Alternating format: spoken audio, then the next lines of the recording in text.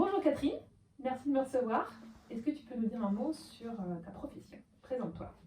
Alors, je suis Catherine Auguste, je suis sophrologue et praticienne en hypnose et je reçois dans mon cabinet à Boulogne. Ok. Alors, on est venu te voir aujourd'hui pour parler un peu du sommeil parce que on a plusieurs élèves à l'école arcoïriste qui parfois ont du mal un peu à dormir et les parents sont preneurs de conseils. Donc, je viens te soumettre quelques questions. Alors, avant que tu continues, j'ai envie vraiment de dire que le sommeil, c'est vraiment quelque chose qui est super important. D'ailleurs, on dit même que c'est la moitié de la santé et en fait, ce qu'il faut vraiment avoir en tête, c'est que la nuit, il se passe énormément de choses. Alors, bien entendu, c'est la constitution de l'énergie, mais c'est la nuit aussi qu'on grandit, parce que l'hormone de croissance, elle est sécrétée la nuit. Et il se passe aussi plein de choses au niveau du tri de tout ce qui s'est passé dans la journée. Et en fait, tout ce qui est mémorisation se fait la nuit, quoi. Et vraiment, le sommeil, c'est super important pour l'attention et la concentration. Donc ça, c'est vraiment quelque chose qui... Mieux ils dorment, mieux ils se portent derrière, Ouais, et mieux ils apprennent.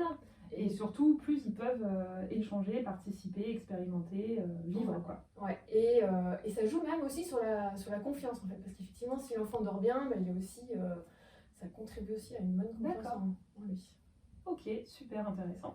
Et encore quelques chiffres. Donc en fait, pour les enfants de 3 à 5 ans, on dit qu'il faut en moyenne 12 heures de sommeil, sieste incluse. Et pour les enfants de 5-6 ans, on dit qu'il faut 11 heures en moyenne. D'accord, donc ça fait quand même pas mal de sommeil. Ouais. Alors nous, les parents, on a souvent envie que les enfants dorment parce qu'on sait que c'est bon pour leur santé et puis parce qu'on se rend bien compte que quand ils ne dorment pas, et parfois ils sont un peu terribles, que ce soit le matin, le soir, etc. Reste à voir comment faire parce que parfois les enfants sont un petit peu résistants à l'endormissement ou bien un petit peu dans la lutte au moment du réveil. Donc voilà, on venait te voir pour avoir peut-être quelques conseils ou quelques directions à prendre pour être sûr que les enfants dorment bien. Première question qui a été soulevée par les parents. Les enfants ont parfois du mal à s'endormir, notamment au moment de la sieste, alors que les parents sentent que justement les enfants en ont besoin. Alors il y a des pleurs, il y a des résistances. Finalement, l'enfant ne s'endort ou pas. Comment aider le parent qui voit que son enfant a besoin de dormir comment lui donner quels conseils lui donner pour que finalement il accompagne bien son enfant et que l'enfant puisse trouver le sommeil. Tu parles de la sieste, mais sinon, globalement, même le soir, en fait, quand on s'endort, c'est vrai que pour s'endormir, il faut pouvoir être détendu, relâché. Et donc, est-ce que l'enfant a évacué assez d'énergie, finalement, pour pouvoir trouver le sommeil? Donc ça, c'est vraiment quelque chose d'important à avoir en tête. Et après, c'est aussi peut-être aussi le coucher au bon moment. Parce qu'effectivement, essayer de repérer chez son enfant à quel moment il a des signes de fatigue, ça peut être, je sais pas moi, les yeux qui piquent, des bâillements. Et voilà, en général, le sommeil, c'est une succession de cycles, on peut dire qu'un peu comme des trains. D'accord. Et en fait, quand il y a des signes de fatigue, ça veut dire qu'il y a un train qui passe et que là, en gros, si on se couche à ce moment-là, on va bien dormir. On va bien dormir. Et que si on se couche finalement à une heure où c'est pas la bonne heure, du coup ça devient plus problématique en fait. C'est trop tôt ou trop tard. Donc c'est ça, c'est de repérer le bon moment où l'enfant est fatigué. Donc si je comprends bien, d'une part faire en sorte qu'il soit détendu physiquement, c'est-à-dire que l'énergie qu'il a à l'intérieur de lui-même soit libérée. Ouais. Donc soit parce que il s'est bien défoulé, il est allé faire un petit foot dehors, soit parce que on lui fait faire des petits exercices à la maison avant de se coucher. Et d'un autre côté, veiller à ce qu'il s'endorme au bon moment. Ouais. Alors là, c'est là où c'est peut-être pas évident toujours de savoir. Donc tu nous dis qu'il y a des signes physiques. Il y a des signes physiques. Et après, ce qui est vraiment très important dans le sommeil, c'est que le cerveau, il adore la régularité. Donc il y a vraiment des donneurs de temps. Et donc c'est important que ce soit un peu toujours la même chose. Donc les donneurs de temps, c'est les heures de repas, c'est différentes activités. Donc qui est une routine finalement. Qui est une routine, qui est vraiment une routine et que ce soit un peu la même tous les jours pour que ce soit le plus simple possible. Et même par rapport au week-end, on peut décaler un peu l'heure de coucher.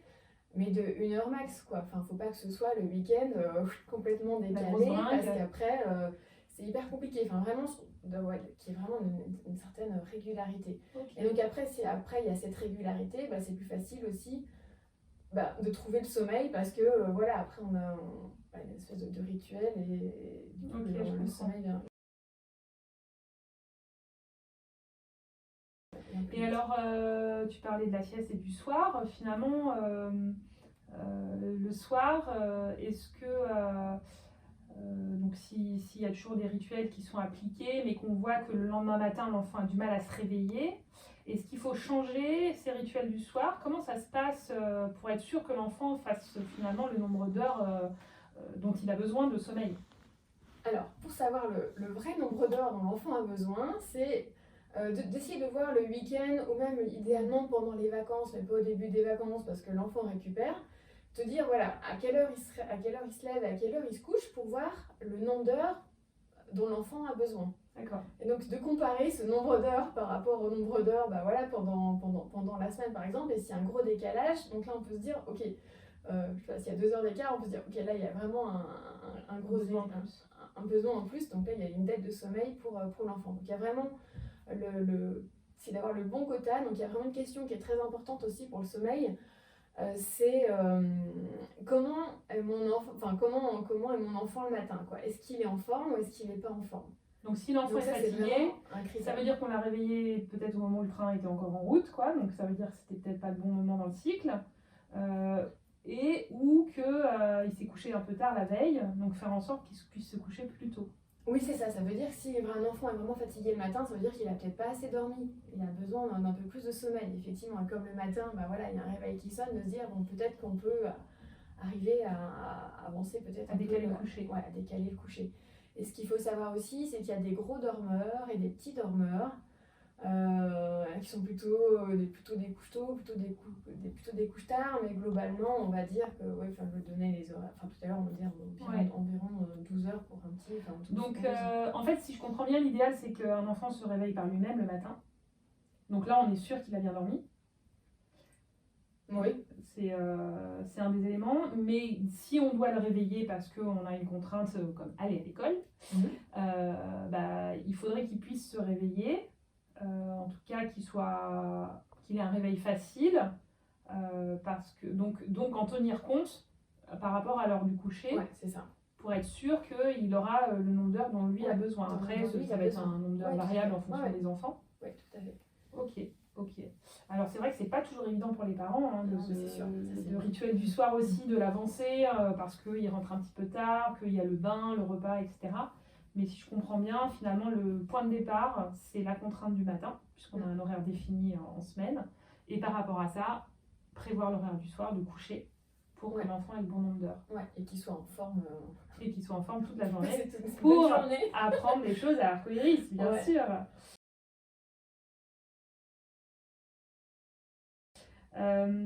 Est-ce qu'il y a d'autres solutions, si jamais justement on a un peu de mal à réveiller son enfant le matin?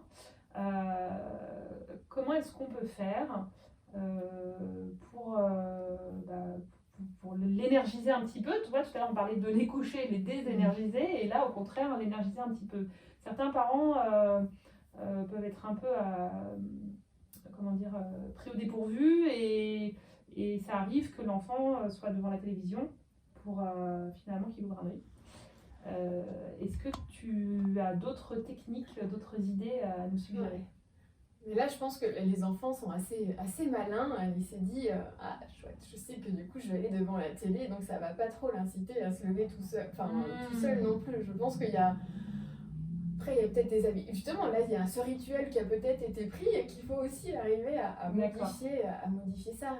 Et en s'assurant que l'enfant est suffisamment dormi, en fait. Ouais, c'est ça. Que dès lors qu'il a bien dormi, retirer son Normalement, quand on a bien dormi, on se réveille et on est plutôt frais et dispo, quoi. D'accord. Ok.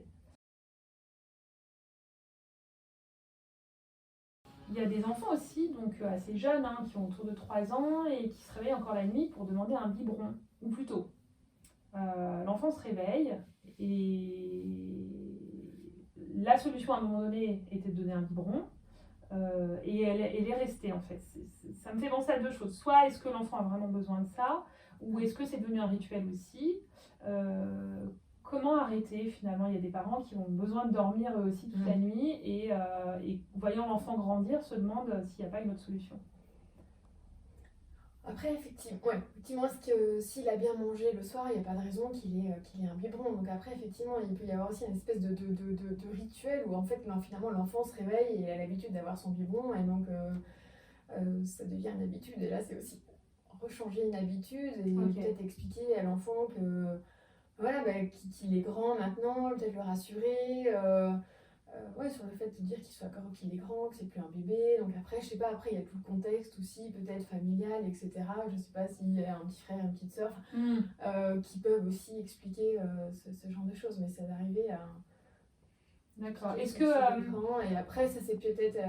voilà, si c'est vraiment problématique et dans la durée, peut-être aller voir une psychologue spécialisée dans les enfants. Ok.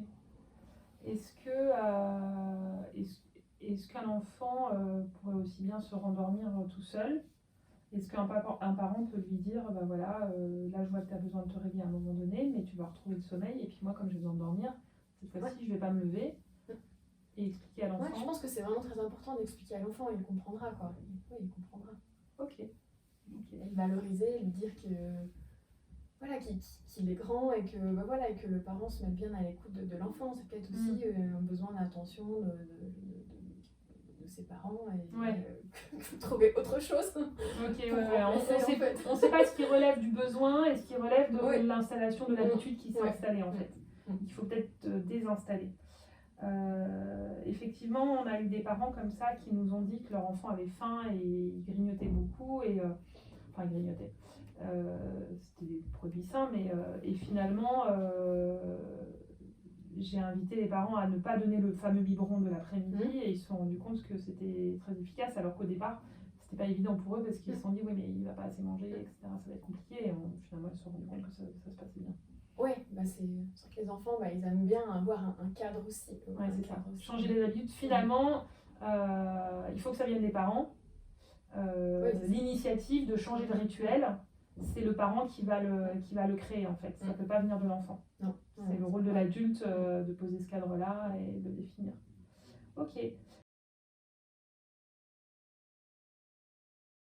Une dernière question. Il y a une maman qui nous expliquait que c'était très compliqué de coucher son fils avant 22h.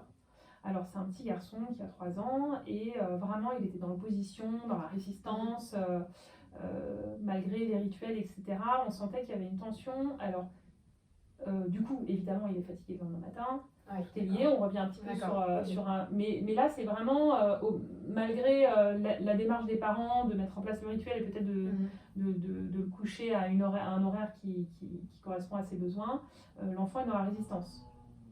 Est-ce que tu as des conseils à donner pour apaiser un petit peu le coucher du soir que les parents peuvent expliquer à l'enfant que le sommeil c'est tout sauf une perte de temps, tout ce qui se passe, il grandit, il se construit la nuit, c'est là qu'il va trier les informations, mémoriser, c'est l'hormone de croissance qui va faire en sorte qu'il grandit. Donc c'est tout sauf une perte de temps et que s'il veut bien grandir, c'est important de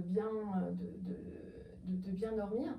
Donc ça c'est une chose. Et ce que je voulais dire aussi, c'est que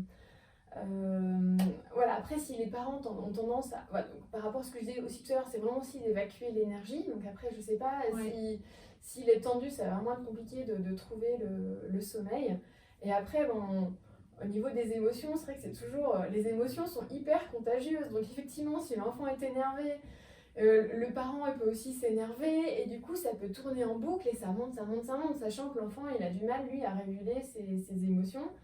Et que donc là, tu es en train de souffler que peut-être que c'est aux parents de réguler son émotion et de réussir à prendre un peu de recul. Oui, c'est ça, parce qu'effectivement, ça peut monter et que de faire des choses pour rester zen. Après, il y a des petits exercices qui peuvent être faits vraiment pour évacuer Les tensions, les les tensions, résistances. voilà, la colère, enfin Ouais. vraiment pour se défouler, quoi. Et C'est plus effectivement, facile ça me fait sommeil. penser à quelque chose aussi. Ça peut arriver peut-être que les enfants aient envie de savoir, de continuer à savoir ce qui se passe dans la vie des grands, de garder une attention. Il y a certains enfants comme ça qui restent toujours en alerte. Donc, à nouveau, on revient sur l'idée peut-être que des exercices de respiration, des exercices de détente pourraient favoriser un endormissement plus facile. Oui, vraiment la respiration, ça peut aider et vraiment dire à l'enfant, bah, tu sais, nous aussi on va se coucher tout à l'heure, mais voilà, nous on a besoin d'un peu moins d'heures de sommeil et toi si tu veux vraiment être en forme et apprendre plein de choses à l'école et être concentré, que du coup vraiment le sommeil c'est surtout pas une perte de temps, quoi. Ça c'est vraiment quelque chose à dire à l'enfant parce que lui il disait bah non mais là moi j'ai encore envie d'être avec mes parents, de profiter d'eux, et voilà, mais dire aussi que le sommeil c'est alors, pas une perte de temps. est-ce que tu peux nous donner un petit exercice justement pour les amener à se détendre que les parents pourraient faire avec eux le soir ou juste avant la sieste? Alors, je vais parler de 2 exercices parce qu'effectivement, comme je suis sophrologue, la respiration c'est quelque chose qui est vraiment très important. Alors pour les enfants, je parle de la respiration ballon crêpe. Donc ça, ils peuvent le faire même quand ils sont allongés, c'est de dire voilà, quand j'inspire, je gonfle mon ventre comme un ballon et je souffle. J'aplatis comme une crêpe. Et ça de le faire en essayant de se dire ok, je souffle le plus longtemps possible. Enfin en gros, cette respiration mécaniquement, scientifique, elle active le système nerveux parasympathique, mais en gros, elle met le corps dans un état de détente. D'accord. Donc, par exemple, souvent les enfants aiment bien, même tout le monde aime bien les images de mer, donc ça peut être aussi imaginer la vague qui se forme à l'inspire et qui vient se dérouler sur le sable à l'expire. Et voilà, et ça de le faire, ça peut aider à pouvoir se relâcher. Et sinon, il y a un exercice que je propose aussi souvent, c'est l'exercice du spaghetti. Et en gros, je me demande, tiens, comment est le spaghetti quand il sort de la boîte? Et donc, voilà, en fait, on peut sautiller en étant complètement tendu, en sautillant sur place. Et puis après, demander, tiens, comment il est le spaghetti quand il est cuit, il est tout mou, tout relâché. Et vraiment, voilà, on saute et on se relâche, on est vraiment complètement relâché. J'ose pas le faire là, mais sinon, je le fais en général. Mais c'est vraiment, ça permet vraiment d'évacuer toutes les tensions. D'accord, ok, génial. Parce que voilà, en gros, sommeil égale détente. En gros, on a besoin pour s'endormir d'être plus détendu. Donc effectivement, il faut évacuer les énergies. Et le sommeil se prépare le jour. Donc effectivement, voilà, la journée, il y a plein d'activités, etc. Et du coup, normalement, le soir, les enfants ont vidé quand même. Ok, parfait. Merci beaucoup Catherine pour tes conseils. Avec Évidemment, plaisir. on invitera les parents à te recontacter s'ils ont d'autres questions qu'on n'a pas évoquées. Et on te fera un retour sur les expériences menées dans les familles. Très bien. Merci. Merci.